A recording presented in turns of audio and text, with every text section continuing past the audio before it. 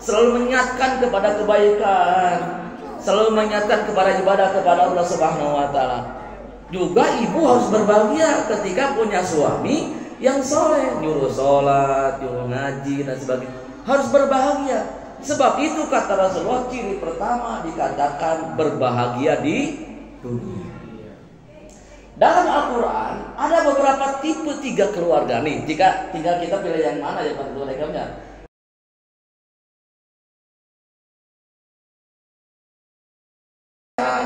Selalu mengingatkan kepada kebaikan, selalu mengingatkan kepada ibadah kepada Allah Subhanahu wa taala. Juga ibu harus berbahagia ketika punya suami yang soleh, nyuruh sholat, nyuruh ngaji dan sebagainya. Harus berbahagia. Sebab itu kata Rasulullah, ciri pertama dikatakan berbahagia di dunia. Dalam Al-Quran ada beberapa tipe 3 keluarga nih. Jika tinggal kita pilih yang mana ya Pak Rekamnya. Ada 3 tipe keluarga. Kata Allah, yang pertama tipe keluarganya Firaun. Suamina salakina kafir. Ya, siapa yang menyebutkan faqala ana rabbukumul a'la. Akui kata Firaun, saya teh Tuhan mana? Luar biasa ya. Tapi punya istri yang salehah, bernama siapa? Siti Asia. Itu satu ya, tipe keluarga. Tipe yang kedua, tipe Nabi Lut. Iya, mas suaminya nu soleh, seorang nabi, seorang rasul, punya istri kafir. Sampai anaknya Kan'an ketika terjadi air bah itu Pak, diajak naik perahu tidak mau, malah akan cari bukit yang tertinggi. Itu tipe yang kedua, suaminya soleh, istrinya tidak soleh. Dan tipe yang ketiga, kata Al-Quran nih, ya, tipe yang ketiga bukan seorang nabi, bukan seorang rasul, tapi Allah abadikan menjadi salah satu nama surat di Al-Quran, bernama Ali Imran soleh, punya istri soleha, punya anak Siti Maryam soleha, punya cucu Nabi Isa soleh. Jadi etama pasangan yang ideal. Nah sekarang tinggal kita posisi di mana? Kita introspeksi. Kalau kita sebagai suami, apakah kita sudah menjadi suami yang saleh, yang sudah selalu mengingatkan kebaikan, jam 2, jam 3, setengah 4 bangunkan istri, gitu ya. Apalagi ketika susah seperti ini. Saya dalam bisnis susah. Nah, instruksi ke karyawan itu pokoknya seluruh manajer seluruh Indonesia, baik itu pabrik, baik itu tekstil, baik itu retail, pokoknya manajer bangun tengah malam dan wajib bangunkan istrinya dan harus ngabsen. Jadi ngabsennya kudu 2, suamina, istrina. Amun manajer istrina berarti suamina kudu bangun. Sebab ada hadis mengatakan Allah malu, sampai begitu ternyata. Allah malu ketika ada seorang suami dan bersama istrinya tahajud. Allah malu untuk tidak mengabulkan doanya. Makanya harus bareng-bareng. Jadi mau orang tahajudnya Pak DKM tahajud malam-malam gitu. Allahu Akbar. Alim dasar jalmi soleh. Nulain mama lolor dasar alim ahli surga. Istrinya tetap aja tidur ya.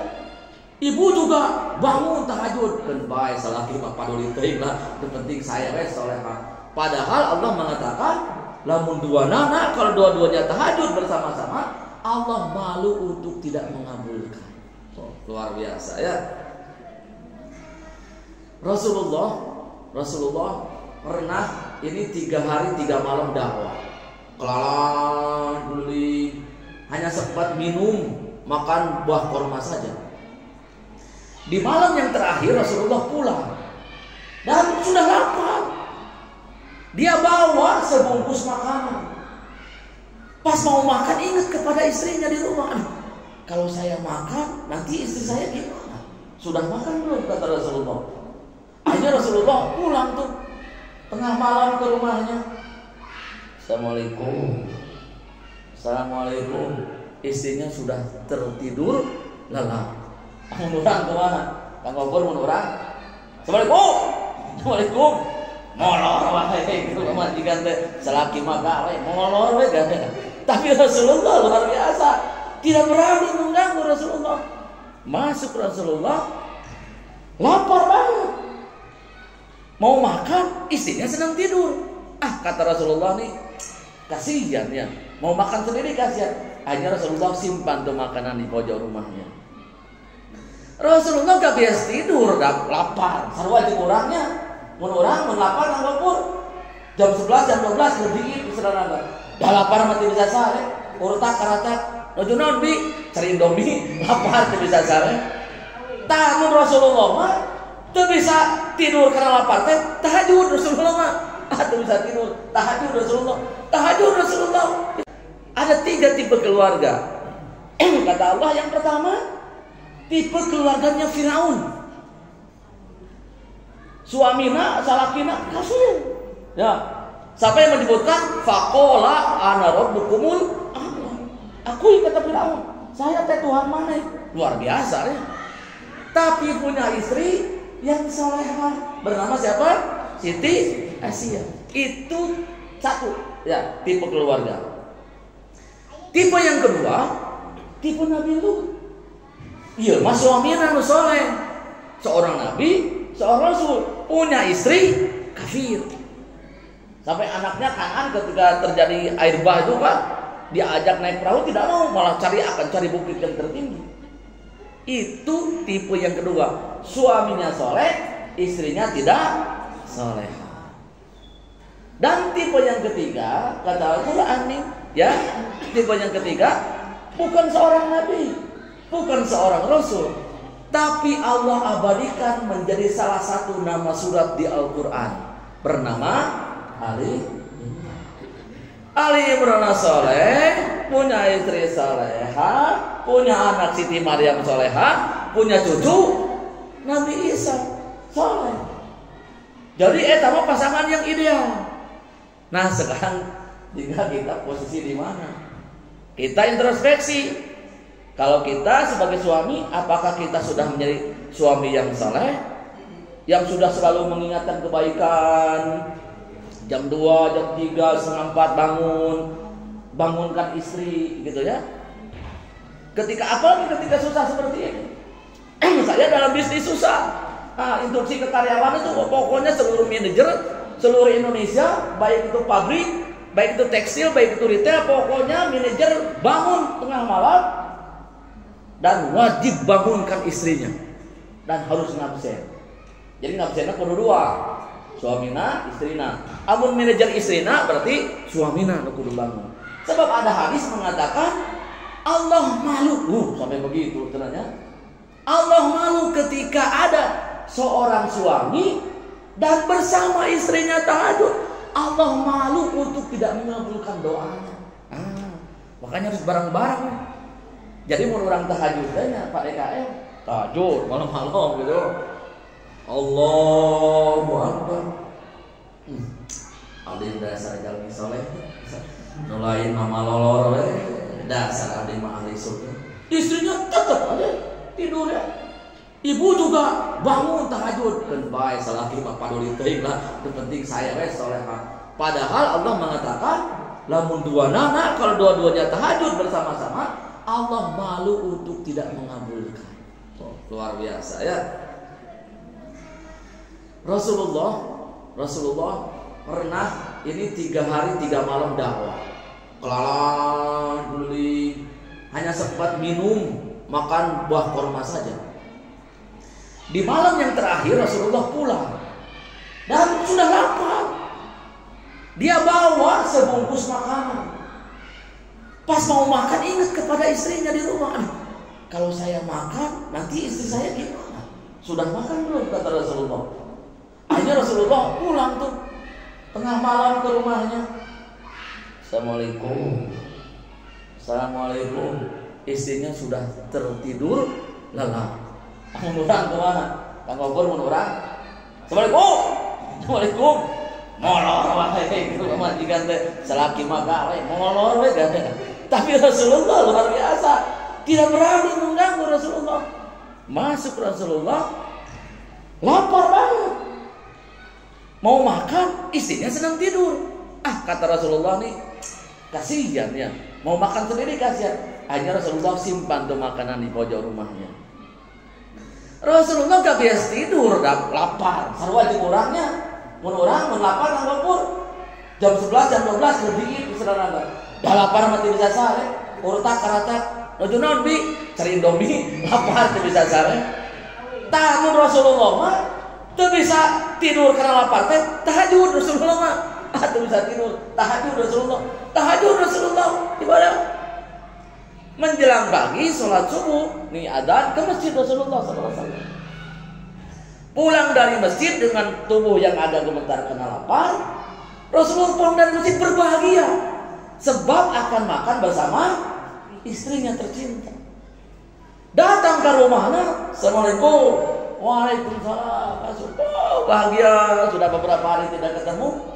Tenang kata Rasulullah, kita akan makan bersama saat ini. Makan bersama apa kata istri? Aku tadi malam pulang, tapi engkau sudah tidur. Kita akan makan. Tadi aku simpan satu bungkus makanan di pojok. Yang di pojok mana ya Rasulullah? Kata istrinya. Tadi simpan di sana. Ya Allah ya Rasulullah, kata istrinya. Tadi ketika engkau pergi sholat subuh ke masjid, tetangga ada yang kelaparan. Maka makanan itu aku kasihkan kepada tetangga. Kira-kira orang salakina kumaha? Tak panto ngapung di ari sia aing sinapae. Kacung. Mun urang salakina geus beuting-beuting lapar, ditungguan geus suruh dimikeun ka batu. Kan pi emosieun eta teh. Aku kasih kepada tetangga yang kelaparan. Maafkan aku ya Rasulullah. Nangis istrinya. Nangis. Apa jawaban Rasulullah? Wahai istriku, tenang. Aku ini Rasul. Insya Allah hari ini aku bisa berpuasa. Luar biasa. Memang malai saingan Rasulullah misalnya. Saya tapi bukan berarti tidak bisa kita ikuti. Minimal abdi diajar itu yang benar. Berat atau diajar. Saya agak hati-hati karena cara itu menyampaikan ceramah itu luar biasa. Kalau ceramah aduh babari, Pak Bu, kieu teh babari, mama tahan batur mah babari. Tapi luar biasa, saya pernah ngisi ceramah di RW 14 di Sadang Serang, di Masjid Al Muhajirin. Kami kayak ibu-ibu sama bapak-bapak pada asar, kempal soal. Saya menyampaikan tentang kesabaran menghadapi kematian. Ya, gimana kalau suami meninggal? Gimana kalau istri meninggal? Gimana kalau ayah bunda meninggal? Bagaimana kalau anak meninggal? Sabar, mani nikmat, mematahan batu teh. 2 pekan kemudian anak saya yang kedua umur 2 tahun 1 bulan meninggal dunia. Berat. 2 pekan sebelumnya saya nyuruh orang lain bersabar. Sekarang anak saya 2 tahun 1 bulan meninggal dunia. Dengan penyakit apa? Ada bahasa Amerika. Pasti bawa ke UGD kan, Pak ini mah kehabisan napas, gak sakit. Ya Allah, luar biasa. Sabar itu ternyata ada ustaz. Ingat aja Ustaz Imam Rosan. Nge-WA saya, kesabaran itu bukan ketika antum sedang berceramah, tapi kesabaran itu adalah ketika antum bentrok dengan masalah pertama kali. Ya Allah, ya mudah-mudahan ceramahnya tidak hanya ini mengingat diri pribadi ya, Bu ya. Kadang-kadang kabar maktan indallah yang tak dulu malah tak alun khawatir saya. Kembali ke laptop ya. Bagaimana Rasulullah membina keluarga? Kemudian Rasulullah Shallallahu Alaihi Wasallam ketika menikahkan putrinya Siti Fatimah dengan Sayyidina Ali. Nah, yang khutbah langsungnya Rasulullah. Yang khutbah langsungnya tuh. Ya. Jadi kalau sekarang kan biasa diwakilkannya. Punten pun uang, punten pun paman ieu pun anak pada nikah cik pang nyerengkeun. Tah nu paling laku teh ketua RW, ketua RKR. Punten mah pang khutbah nikahkeun kitu tah. Ari zaman Rasulullah waktu itu Rasulullah langsung khutbah ketika menikahkan putrinya dengan Sayyidina Ali. Kata Rasulullah, wahai Fatimah, wahai Ali, pegang nih benang. Jadi pegang benang. Ujung yang satu pegang sama Ali, ujung yang satu pegang sama Fatimah, kata Rasulullah. Ini dalam khutbah nikahnya Rasulullah. Nah, sekarang yang pertama, wahai Ali, kamu tarik benang itu. Dan engkau Fatimah, ulur benang itu. Ditarik tak walidnya, set. Ku Fatimah diulur. Nah, Rasulullah bertanya kepada Sayyidina Ali, wahai Ali, apakah benang itu putus? Tidak ya Rasulullah. Kenapa tidak putus? Sebab ketika saya tarik diulur oleh Fatimah. Rasulullah tanya kepada Fatimah, Fatimah, bagaimana benang itu putus ya? Tidak ya Rasulullah. Sebab ketika oleh Kang Ali ditarik, maka saya ulur. Ini yang pertama. Yang kedua, kata Rasulullah, nah sekarang Fatimah yang narik, Ali yang ulur. Fatimah narik, set, ditarik, diulur ke Ali. Rasulullah bertanya kepada putrinya, wahai putriku, apakah benang itu putus? Tidak ya Rasulullah. Kenapa, kata Rasulullah? Sebab ketika saya tarik, maka diulur oleh Kang Ali. Rasulullah tanya kepada Sayyidina Ali, bagaimana Ali sekarang?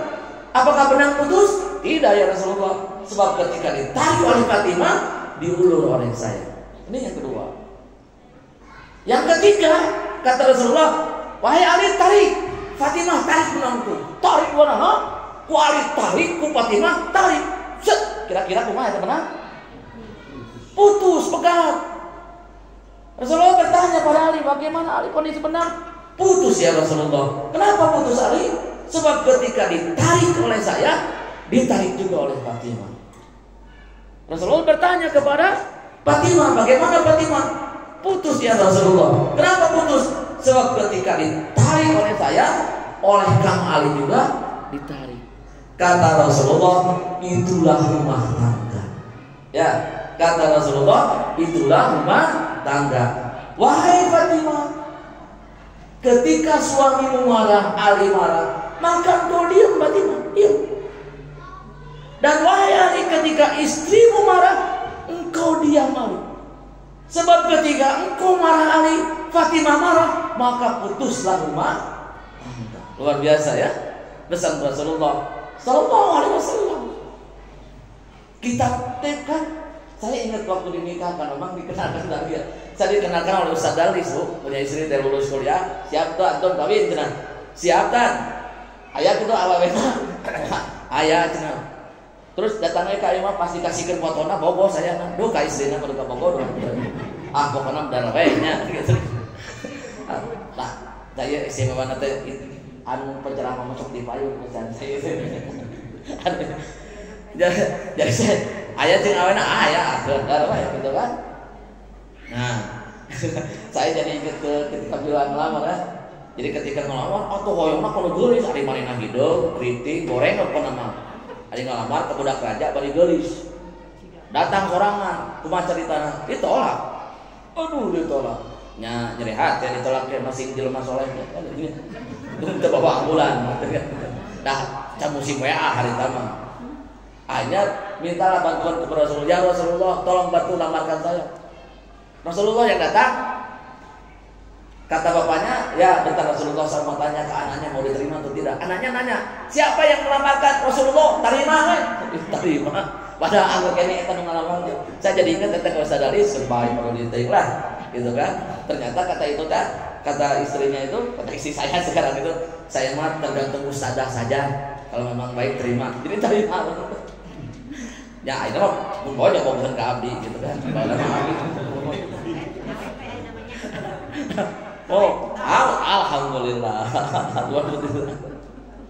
Rasulullah nih, wah mudah-mudahan dia keturunan awal lagi adanya tidak tamat 7 nama.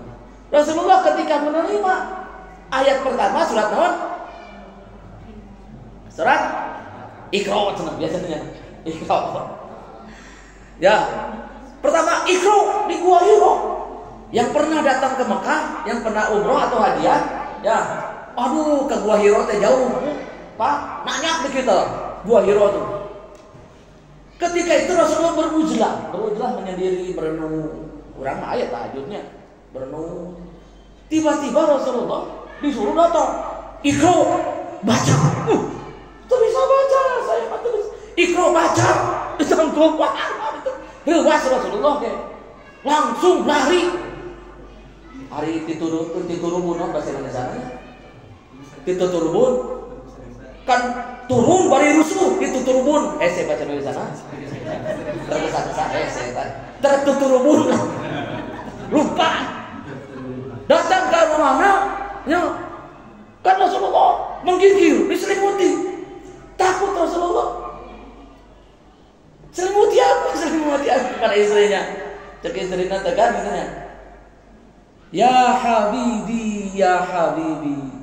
Wahai cintaku, wahai sayangku, ada apa? Coba Bu, Rasulullah nikah umur berapa tahun, Pak? 25 tahun. Istrinya umur berapa tahun? 40 tahun. Rasulullah menerima wahyu umur berapa tahun? 40 tahun. Berarti Siti Khadijah sudah umur berapa tahun?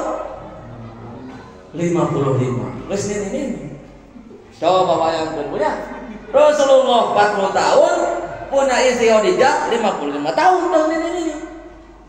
Bertanya kenapa ya Rasulullah? Ya Habibi, wahai cintaku, wahai sayangku, ada apa? Hari ini segitu, mak, bapak wis di kantor, di kantor omset turun. Pasya di kantor, lihat kabumi, hari mak, harus kak caro gete. Ayah, wahai cintaku, wahai sayangku, ayah mak gitu. Tara cina tuh. Malah orang datang ke imamnya, jujur, pamajikan panto, wahai sayangku, wahai cintaku, hari mana gelau tira, kasamar batin dari mana?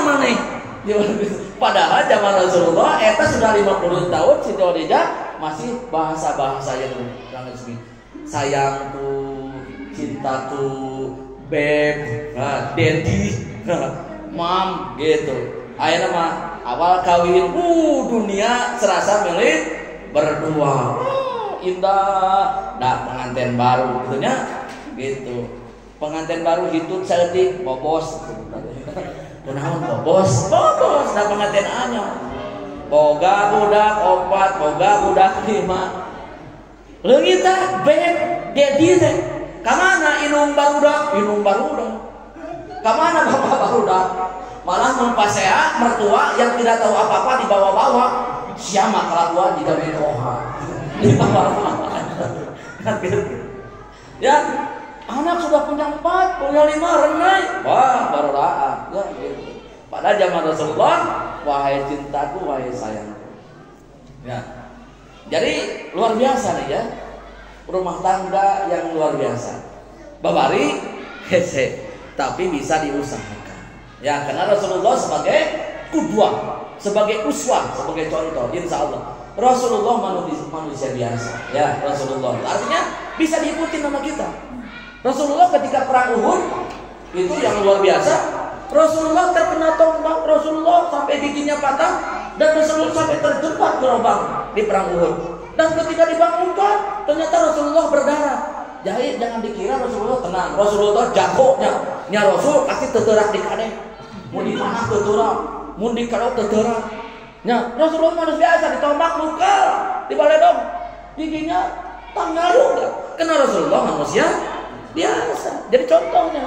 Jadi mun ayeuna naonna gitu nya, datang kami tergerak di kadek ya zaman ayeuna. Datang anu tingali tergerak di kadek zaman Rasulullah biasa saja. Itu yang pertama. Jadi yang pertama adalah punya pasangan yang soleh dan solehah. Itu ciri di dunia hasanah yang pertama. Ciri yang soleh yang kedua, ciri bahagia yang kedua adalah al-auladul abrar. Anak punya keturunan yang soleh dan solehah. Jadi yang kedua ciri orang dikatakan di dunia hasanah, dikatakan bapak berbahagia di dunia, ibu dikatakan bahagia di dunia ketika punya keturunan yang saleh dan salehah. Nu kedua justru, ya. Bagaimana seorang Pernah dengar cerita tentang Wais Al-Qarni? Nah, mungkin atau kita ulang lah ya. Dulu zaman Rasulullah masih hidup, Rasulullah bilang kepada Umar bin Khattab, "Wahai Umar, engke maneh suatu saat nih, kalau ada dari Yaman, orang Yaman dari suku Murad bernama Wais Al-Qarni bin Amir, terus nanti ya bermukim di sini, maka cari yang hukum." Itu Rasulullah kepada Sayyidina Umar. Dan ketika engkau menemukannya, ya nanti ciri-cirinya juga berarti namanya Wais Al-Qarni, bapaknya Amir dari suku Murad Yaman, dan punya ciri ada bekas kusta. Nah, cukup mah di tangannya sebesar ya berapa, sebesar uang 100 logam lah gitu kan. Nah, kalau kamu ketemu orang itu, minta doa diampunkan dosa kepada Allah Subhanahu wa taala.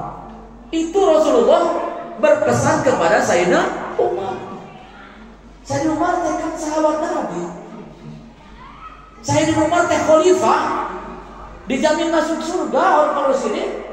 Tapi nah, kita minta doa kepada seorang pemuda bernama Wais Al-Qarni. Apa nih hebatnya ya? Nah, ceritanya Rasulullah wafat.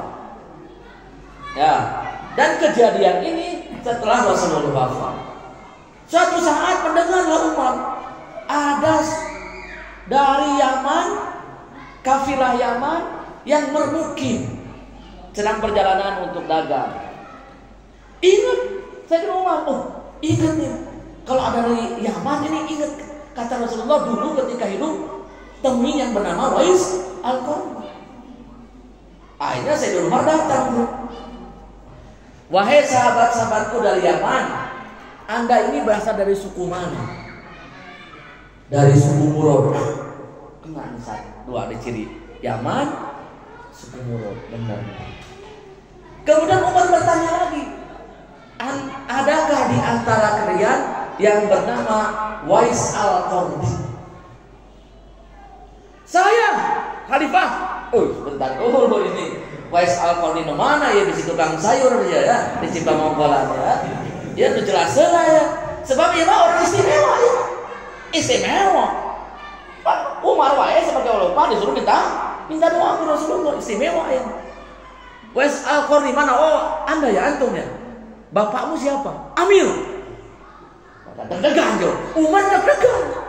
Waduh, Yaman, suku Murad, bernama Wais Al-Qarni, dan bapaknya Amir. 4 ciri sudah kenal. Tapi kata Rasulullah, ada ciri satu lagi, bekas kusta di tangannya. "Wahai sahabatku, coba boleh gak saya tahu ada bekas kusta dari tanganmu?" Kata Sayyidina Umar. "Oh iya, ini wahai khalifah." Itu Umar langsung nangis. Fastaghfirli. Wahai sahabatku, minta ampunkan saya kepada Allah. Minta ampunkan saya kepada Allah. Minta ampunkan saya kepada Allah. Wais Al-Qarni. Umar. Sebab ini adalah orang istimewa. Ya, dan setelah diteliti itu, dicerita sejarahnya, Umar ingin tahu.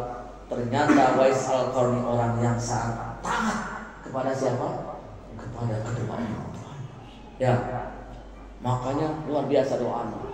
Jadi kalau pingin kita jadi anak nih, kadang-kadang kita mah, "Heh, manis teh ya, mau jadi budak kurang ke budak-budak.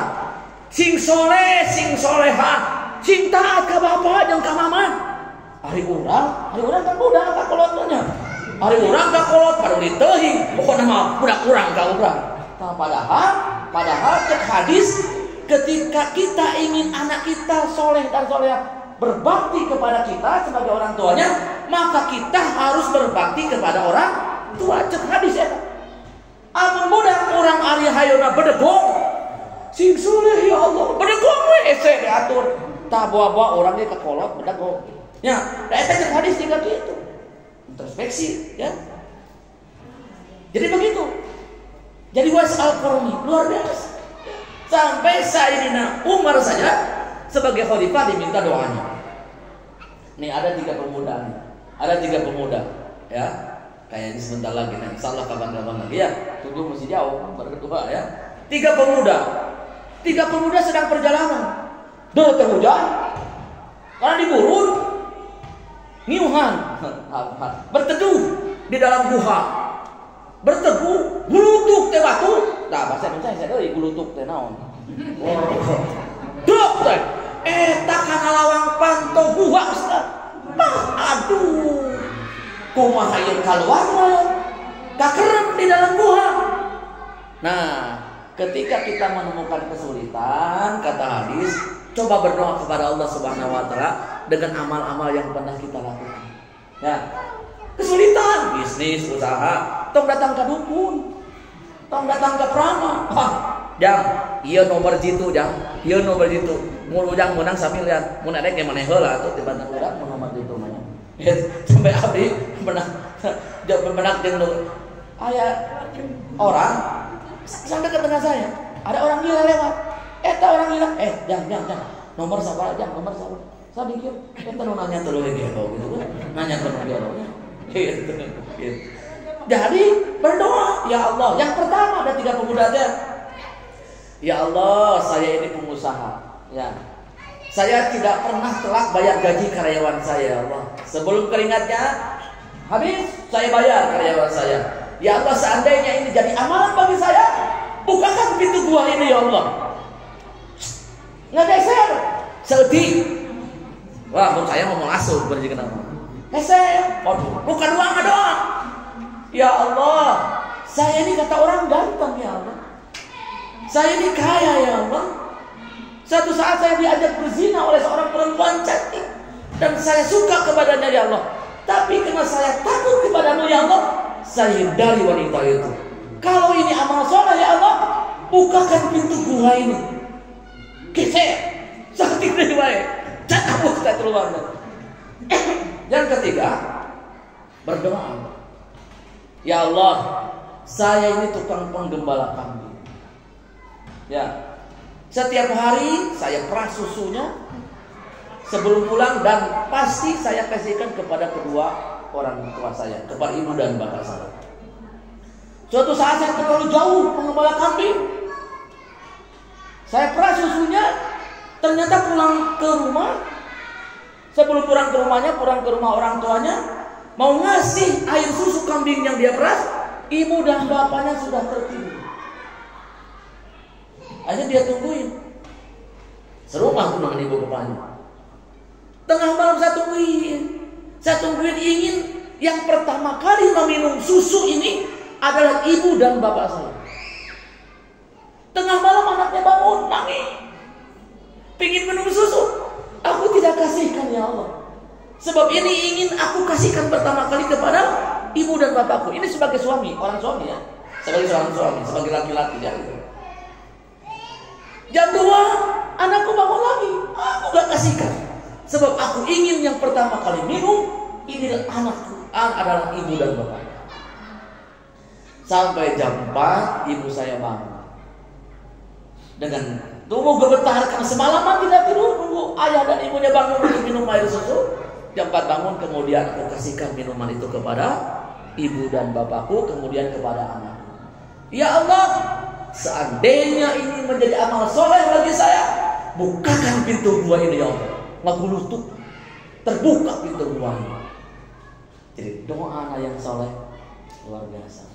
Ya, doa anak yang soleh. Yang terakhir sebelum azan isya, saya punya teman Pak. Berarti kan bukan zaman Rasul, bukan zaman sahabat saya. Teman saya Pak. Luar biasa. Dia seorang manajer BUMN. Ya, saya kalau cerita ini selalu ingat kepada almarhum ibu dan bapak saya. Jadi manajer saya ini seorang manajer di sebuah BUMN, luar biasa suksesnya. Dia bilang begini, Dang, satu saat tuh gua ini balik ke rumah ibu, nengok ibu. Saya bilang, ibu bu, mau apa lagi nih? Rumah udah saya kasih, ibu udah saya kasih mobil, kasih supir, emas udah aku beliin. Ibu mau apa lagi? Ibu mah gak apa-apa. Ibu lah, saya ingin membalas jasa ibu. Bilang teman saya itu. Saya ingin membalas jasa ibu. Oh, nah, jasa ibu gak akan pernah terbalas. Oh, enggak lah bu. Sok, ibu pingin apa? Mau emas lagi, mau rumah lagi, mau saya beliin. Enggak. Nah, malam ini tidur bersama ibu ya. Gak usah pulang. Telepon istri kamu malam ini nginep di rumah ibu. Ditunda katanya. Dia telepon istrinya, nih malam ini saya nginep di rumah ibu. Ibu kangen dengan teman. Nah, malam-malam jam 9, jam 10 saya diajak tidur. Nah, ayo tidur bareng sama ibu. Masa bu saya udah gede? Enggak, kita nostalgia zaman dulu, zaman masih kecil. Hanya saya tidur bersama ibu saya. Itu jam 10 mau tidur, diceritain si kancil. Si kancil zaman dulu, oh, ada kancil cerita. Kayak zaman dulu aja nostalgia. Saya tertidur, nah jam 2 malam dan saya dengar ibu saya sepertinya tahajud, dengar sedang baca Quran. Selama jam itu. Terakhir ya, dengan baca Quran, saya kesal tidur dan nah bangun, tahajud nah tidur saya. Maka saya terus bangun sampai ibunya bawa segayung air. Disebut, atur lu, marah. Saya marah undang, bu, biasa-biasa atuh bu ngebangunin teh. Masa saya disebor sama segayung air, baju basah, tempat tidur basah, gimana sih bu? Apa jawaban ibu saya? Tuh, karena baru sekali ini ibu sebor engkau marah kepada aku. Dulu nah, selama engkau aku sapi 2 tahun, tubuh ibumu kau lumuri dengan kotoran tengah malam. Kau kencingi tubuh ibumu tengah malam. Ibumu tidak pernah marah. Ibumu sabar. Malah ibu selalu mendoakan engkau menjadi orang yang saleh, orang yang sukses. Sekarang baru sekali saja engkau mau. Aduh, kata benar. Jasa seorang ibu tidak akan pernah terbalaskan. Sampai kita meregang nyawa juga. Mudah-mudahan bapak sama ibu. Ya. Yang kedua ini, kita menjadi orang yang berbahagia di dunia dan kita punya keturunan yang saleh dan salehah. Baru 2 yang bisa saya bahas. Allah kapan-kapan lagi. Mudah-mudahan Allah menyehatkan panjang umur. Mudah-mudahan kita menjadi orang yang saleh, salehah. Masjid ini makmur. Ya, jadi salah satunya adalah kita makmurkan masjid komplek itu. Kalau ingin selamat, dijauhkan dari mara bahaya bencana komplek ini, gak usah seminar, gak usah zoominar, gak usah, makmurkan masjid. Sebab Allah saat ini ingin menghancurkan dunia ini. Aku sudah gemas terlalu banyak kemaksiatan, kata Allah. Tapi masih ada aku terhalang oleh orang-orang yang memakmurkan masjid. Makanya makmurkan masjid ya. Kemudian kita menjelang pemilu ya. Nih, pilihlah. Mudah-mudahan Allah memberikan pemimpin kita ke depan ini pemimpin yang saleh, pemimpin yang punya mata, telinga yang bisa mendengarkan rakyat. Negara kita adalah negara yang subur, makmur, makrifah lagi. Mudah-mudahan punya pemimpin yang jujur. Terima kasih ibu sama bapak yang benar-benar datang dari Allah SWT, yang saya datang dari kesalahan saya pribadi. Mudah-mudahan ibu sama bapak memaafkan. Terima kasih. Rabbana atina fid dunya hasanah wa fil akhirati hasanah wa qina adzabannar. Assalamualaikum warahmatullahi wabarakatuh.